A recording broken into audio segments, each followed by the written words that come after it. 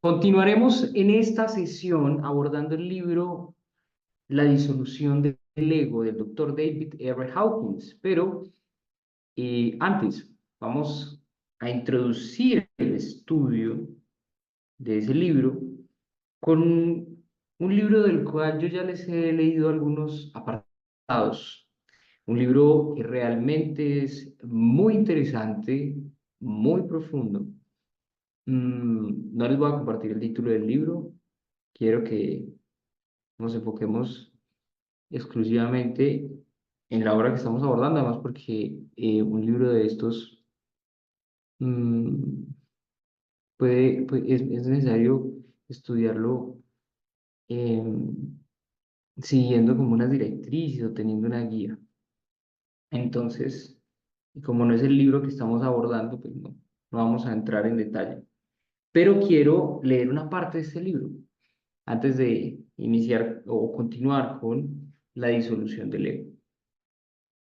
Dice así, el fenómeno de la inflación psicológica, divulgado por Carl Jung, al cual nos hemos ya referido, afecta fuertemente al hombre común, el cual al identificarse con la ciencia, las artes, la cultura, el progreso tecnológico y la civilización, los absorbe en su propio ser, confundiéndolos consigo mismo.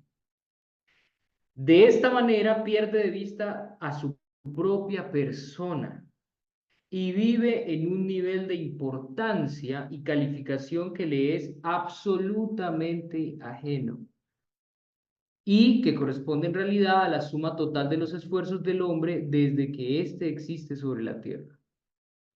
Mediante un truco psicológico, multiplica su propio valor por millones y el resultado es una profunda satisfacción de la autoestima.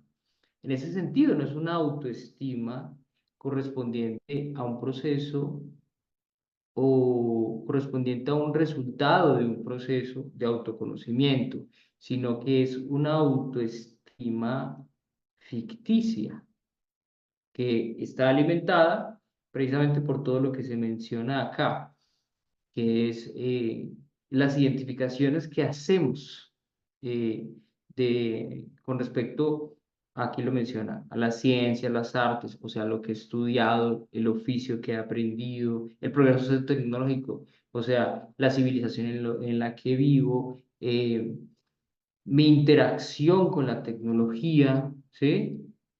Mi interacción con la tecnología, la cultura, ¿sí? Que me abraza, que me arropa, en la que crecí, ¿sí? Todo esto genera una construcción identitaria sobre la cual se forja a su vez una satisfacción de la autoestima. Pero como ya lo mencionábamos, una autoestima no basada o que no es el resultado de un proceso de autoconocimiento. Siempre para analizar a una persona y juzgar su valía individual, debemos despojarla de todos los honores, dignidades, herencias, autoridad y privilegios que la sociedad le confiere.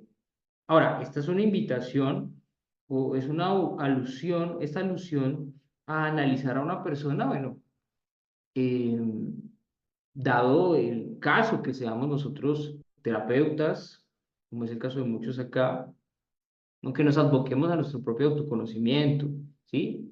Pero pues no es algo eh, que sea muy productivo andar haciendo eso en los demás.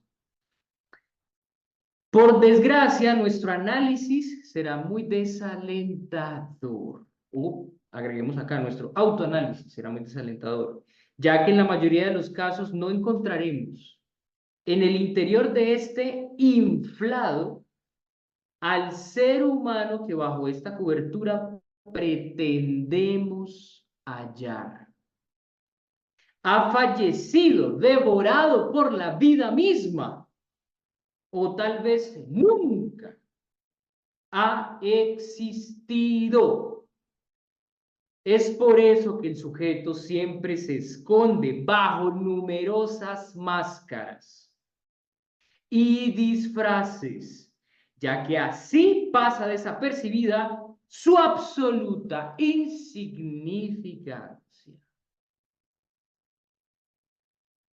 Bueno, aquí hay que distinguir, ¿no? Cuando se habla de esta absoluta insignificancia, habla de que nos encontramos, al despojarnos de estas máscaras y disfraces, con la realidad de nuestro poco desarrollo interno, de nuestro bajísimo nivel de autorrealización, con nuestro verdadero nivel de conciencia. ¿Por qué?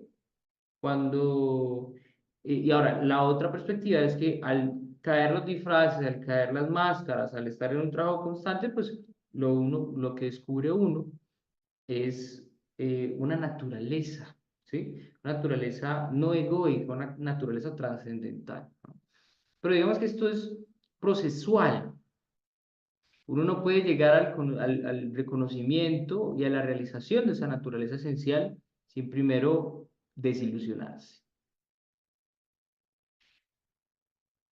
Mientras más pequeño es un individuo, más trata de inflarse a sí mismo para darse importancia ante los demás y elevar así su autoestima. La psicología afirma que el más profundo principio de la naturaleza humana es el deseo de ser apreciado y que existe, por lo tanto, una exigencia de autoexaltación. Se dice que la experiencia más ambicionada por el hombre es el aumento de su autoestima y que el rasgo más imposible de desarraigar es la vanidad. Mm, hmm. Alguna vez conversaba con el maestro y me mencionaba algo por el estilo. Me decía que tras mucho trabajo de desarrollo interno, algo muy difícil de erradicar y de vencer es la soberbia. Es la soberbia, el engreimiento, la vanidad, el haber dicho lo conseguí, lo logré, todo lo que he hecho, todo lo que he trabajado. El doctor Gordon Allport expresa lo siguiente: cualquiera que sea el carácter de la autoestima, sus formas más puras de expresión traen consigo extraordinarias estrategias de las conductas tendientes a mantener el prestigio personal, a no perder la estimación en sí mismo. El individuo puede ocultar sus verdaderas emociones y adoptar un aspecto falso, recubrirse con una máscara.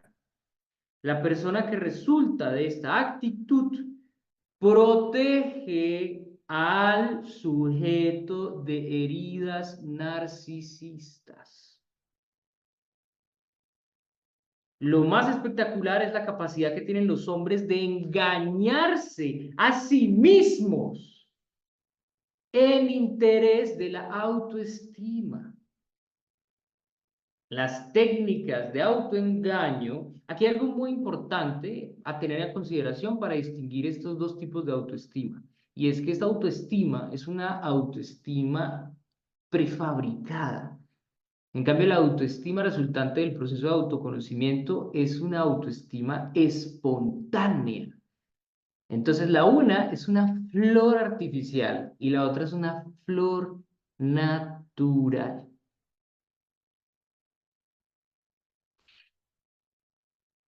Muy interesante porque la flor artificial nace, ¿sí?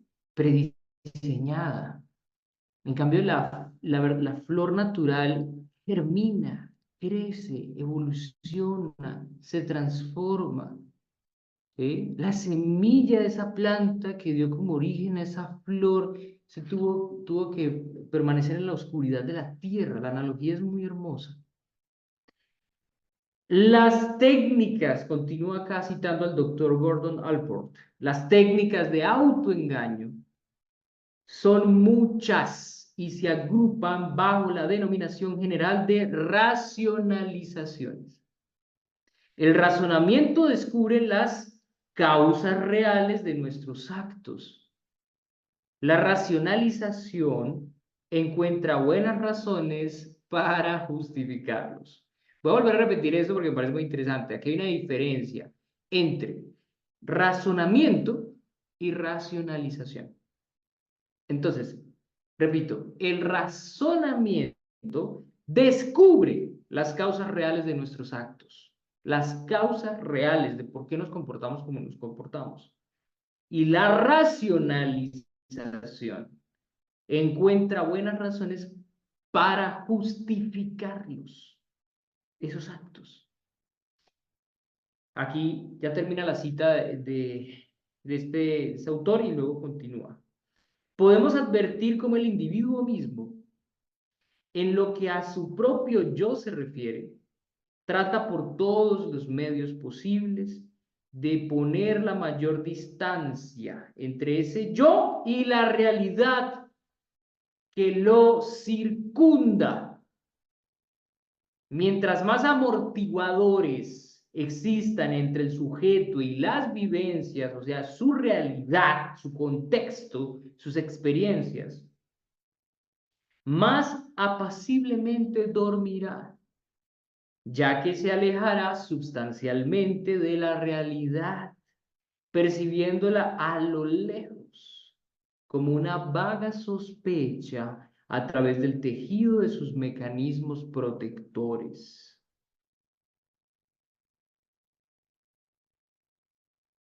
Como es, mecanismos protectores como la personalidad y su función. La personalidad está al servicio del programa del sujeto. Forma parte de este programa y es el artilugio psicológico destinado a mantenerlo y reforzarlo. El estudio de los mecanismos de la personalidad resulta de una utilidad invaluable. Mecanismos de la personalidad, o podemos decirle también estratagemas del ego o la construcción identitaria. Y es de una utilidad invaluable para comprender el sistema operativo del computador central. ¿A qué se refiere? Ese computador central, digamos que es la naturaleza, ¿sí? Ese computador central es la naturaleza. Porque aquí la idea que se contrapone a esto es la del sujeto libre, que está libre de este computador central. Llamémoslo también sistema, digamos, el sistema, el famoso sistema. Alma colectiva o computador central. Ah, bueno, aquí también lo denominan alma colectiva. Personalidad, cultura, sociedad, movimientos de masas, educación, publicidad, televisión y prensa, y bueno, adaptándolo a nuestros tiempos, ¿no? Redes sociales, son poderosas herramientas al servicio de hipnos. Hipnos. Se refiere pues al hecho de que vivimos constantemente en un estado de hipnosis. ¡Fantástico! Ujú. Ahora vamos a continuar pues con la lectura del doctor David Hawkins, la disolución del ego. Por favor, si tienen comentarios, dudas, preguntas, inquietudes, si quieren dar su opinión, si quieren comentar, solicítenlo, ¿vale? O pongan ahí en el chat sus apreciaciones. Desde un contexto mayor, podemos ver que el ego no es malvado, desde un contexto mayor. Ojo a eso. Sino que es fundamentalmente un animal interesado en sí mismo. A menos que se comprenda y se acepte este yo animal, no es posible reducir su influencia. Me detengo aquí, o sea, aquí viene otra idea. Lo que pasa es que estamos en un texto que está, no son ideas continuas, sino que son distintos apartados. Y de verdad esto merece un silencio, esto que acabamos de leer. Mm, el ego no es malvado, dice acá, pero habla de apreciarlo desde un contexto mayor. ¿Cómo sería ese contexto mayor? ¿Cuál sería ese contexto mayor? Desde un análisis, pregunto yo, desde un análisis intelectual de la existencia, de la ciencia espiritual, desde un profundo proceso o compromiso con un proceso de autoconocimiento, o tal vez alude al hecho de que, bueno, tengo el contexto mayor de observar mi vida, ¿sí? Analizar mi vida de manera muy objetiva, pero también tengo el otro contexto subjetivo de encargarme de mi vida. Entonces, desde ese encargarme de mi vida, tal vez yo ya podría decir, hey, un momento, sí, aquí me estoy comportando de una manera malvada y egoísta, o sea, esto es lo que, sí, utilizo la dualidad para alejarme de esa polaridad involucionaria. Utilizo a través del mecanismo del lenguaje, de la representación, que es el mecanismo del lenguaje, lo utilizo para poder distanciarme de ciertos hábitos, de ciertas conductas que me mantienen en un estado involucionario. Pero cuando puedo ver todo eso desde un punto de vista objetivo, además que esto es muy saludable verlo desde un punto de vista objetivo, tomar distancia, porque me permite a mí no enfrascarme en estados de conciencia súper negativos como la vergüenza, la culpa, la apatía. ¿Mm? eh, el autodesprecio. Ahora, aquí habla de aceptar el yo animal, aceptarlo. Y esto es complejo porque, como lo leíamos en el texto anterior, nosotros tenemos una inflación, ¿sí? Aquí vamos a leer el término exacto de Jung, inflación psicológica. Vivimos en una inflación psicológica y nos cuesta, preferimos mentirnos, ¿no? Y nos cuesta reconocer el verdadero motivo los verdaderos motivos de nuestros actos a través de un razonamiento y no a través de una racionalización que los justifique, sino que a través del razonamiento puedo decir yo, ok, bueno, yo estoy haciendo esto, pero lo estoy haciendo es por vanidad. Y esta vanidad surge por esto y por esto y por esto. Sí, porque hay una herida proveniente de la infancia, ¿sí? Entonces, el autoconocimiento es maravilloso, como decía en el texto que leímos ahora, ¿no? Realmente es una utilidad invaluable reconocer todo esto, reconocerlo. Y en ese sentido, aceptar ese yo animal. Ahora, es importante desde la perspectiva de la ciencia espiritual entender que hay muchas tendencias animales en la mente subconsciente derivadas de nuestras existencias previas. Eh, sí, de existencias previas a esta, ¿no? Recordemos que nosotros estamos aquí en una materia. La materia es una materia física, humana, ¿vale? Pero existen muchas máquinas, muchas materias, muchos cuerpos, muchas formas. ¿Mm? Bueno, esto es un capítulo, ¿no? Muy interesante también analizar el tema de la reencarnación. Puede que aquí hayan personas que no crean en la reencarnación, pero lo cierto sí es que en nuestra mente subconsciente hay mucha información que tiende hacia lo animal, ¿no? Violencia, ¿sí? Territorialidad, egoísmo, bajas pasiones. Ahora, no se puede reducir la influencia de todo esto si no reconocemos eso y ahí es donde empieza la búsqueda. Y es decir, bueno, ¿y de dónde viene todo eso? ¿De dónde viene tanta violencia? ¿De dónde viene todo eso? ¿Mm? Bueno, voy a ver si hay algún comentario por acá. 4 comentarios. Bueno, saludos, Bere. Bendiciones infinitas. Ricardo, las flores tienen su temporada. Me imagino que trabajaremos todo el tiempo para construir desde la raíz. Maravilloso, Ricardo. Continuando con la analogía de la flor. la autoestima que florece de manera natural y espontánea. Seguimos.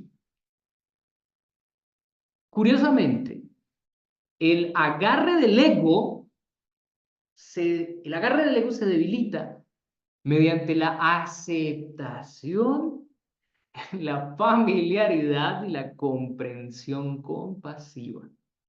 En cambio, la autocrítica, la condena, el miedo y la vergüenza lo refuerzan. El proceso tan fascinante, el del autoconocimiento realmente. Sigo. Yo creo que eso está muy claro, ¿no? No sé si alguien tiene alguna pregunta. La tentación surge de dentro.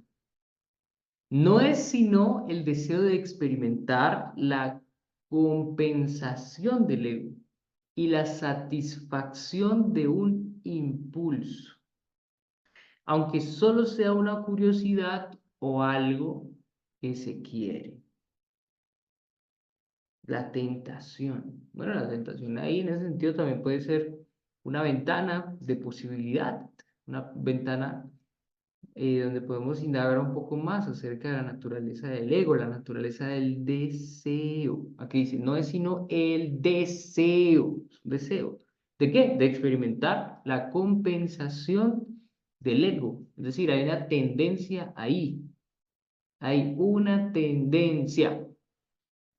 ¿Mm? Ahora, estas tendencias surgen, recuerden, a través de las impresiones. Impresiones en el pasado quedan en nuestra mente subconsciente y esas impresiones generaron unas sensaciones a nivel bioquímico en nuestro cuerpo, presente o otro tipo de cuerpos. Entonces queda la huella, es como una huella, ¿no? Entonces es el deseo de volver a montarse en la huella, ¿ah? Y sentir esa sensación agradable, esa sensación de compensación precisamente, ¿vale? Una sensación de compensación. Por eso muchas veces dentro del proceso espiritual vivimos procesos turbulentos, porque lo que buscamos es ir en contravía de esas huellas, que son como rieles. Entonces tratamos como de ir fuera de esos rieles, que son los rieles de los hábitos, ¿sí? Entonces, ¿cómo hacemos para...? Yo he andado por mucho tiempo en un camino y sé que los resultados de seguir por esos rieles son estos, es insatisfacción, es, bueno, lo que sea. Entonces yo ya empiezo a querer salirme de esos rieles, querer salirme de esos rieles. Y cuando me quiero salir de esos rieles, hay una fuerza atractora que me llama de nuevo, que podríamos llamar la tentación, ¿sí? La tentación de estar cómodo, la tentación de 5 minuticos más, la tentación de para qué lo voy a intentar, la tentación de enojarme, la tentación de ser reactivo, la tentación de pensar mal, la tentación de quedarme en conversaciones chismorreando o, o fiarme de habladurías, la tentación de pensar mal de mí, la tentación de sentir mal, la tentación de no dar la milla extra. ¿Mm? Al ego humano le gusta pretender que que el mal existe ahí fuera y seduce a su desventurado e inocente yo a caer inadvertidamente en la trampa de la seducción. El verdadero tentador es el deseo de ganancias del ego. Ya se trate de sensaciones, excitación, ventajas, prestigio o el placer de controlar a otros. Es decir, siempre le atribuimos a los objetos esa, esa cualidad atractora, ¿no? O tentadora, ¿no? Me está tentando. En realidad, cuando uno dice eso, uno está en realidad proyectando un deseo que tiene adentro. Un deseo que tiene adentro.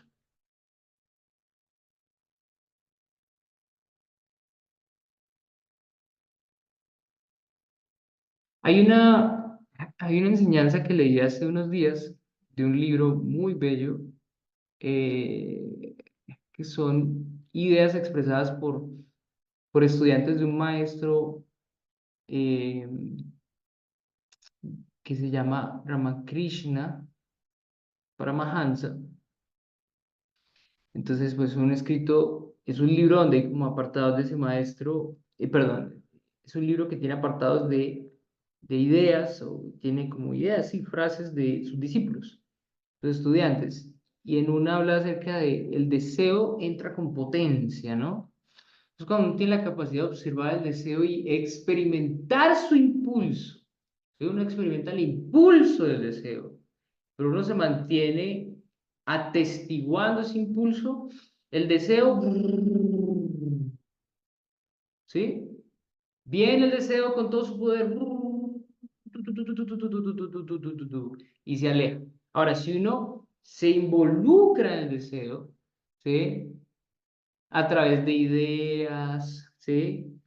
A través de narrativas psicológicas, pues bueno, el deseo se acrecienta, ¿no? Se acrecienta, se acrecienta, se acrecienta, se acrecienta. Algo que quiero mencionar es que realmente, no sé si ustedes lo perciben, pero el doctor David R. Hawkins escribe con un nivel de amor, escribe de una manera demasiado suave. La voz del doctor David R. Hawkins, pues yo lo percibo así, no sé cómo ustedes lo perciben, pero realmente es muy suave. Es muy interesante como a través de lo que uno puede leer, uno puede como sentir la presencia de la persona ahí en lo que uno está leyendo. Es muy, muy bella la experiencia. Voy a leerlo. Quiero que se concentren y me cuenten si es o no es así, lo pongan ahí en el chat. La fuente psicológica del aparente mal es fundamentalmente el infantilismo inocente de los instintos animales primitivos del ego infantil, que tiende a enfurecerse cuando una autoridad externa bloquea sus impulsos. La misma furia opositora o rebelión narcisista caracteriza al animal, al delincuente adolescente, al belicista y al puritano moralista. Todos ellos son lo mismo. Bello, muy bello. Estaba viendo un video que me compartieron de una leona que caza, ¿no? Pues es un video, o sea, hacen esta toma, cogen a la leona en pantalla cazando un ciervo bebé y no se lo come ahí, sino que lo lleva a sus cachorros para que sus cachorros procedan a aniquilar a este otro bebé, a este otro bebé. Y si uno se detiene a observar estas distintas escenas de la naturaleza salvaje, encontrará cosas realmente muy salvajes. Cuando yo hace unos años vivía en otra ciudad, iba rumbo a un trabajo que tenía y era muy temprano en la mañana, me gustaba contemplar, ver los árboles, ¿sí?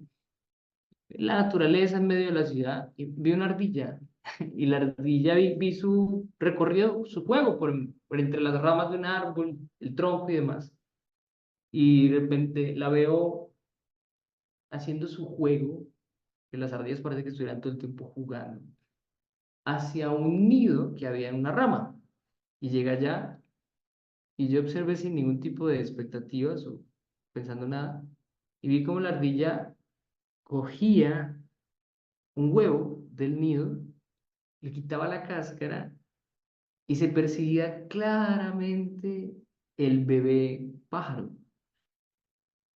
Y la ardilla empieza a comerse a este bebé pájaro, a este bebé pichón por la cabeza, por el cráneo.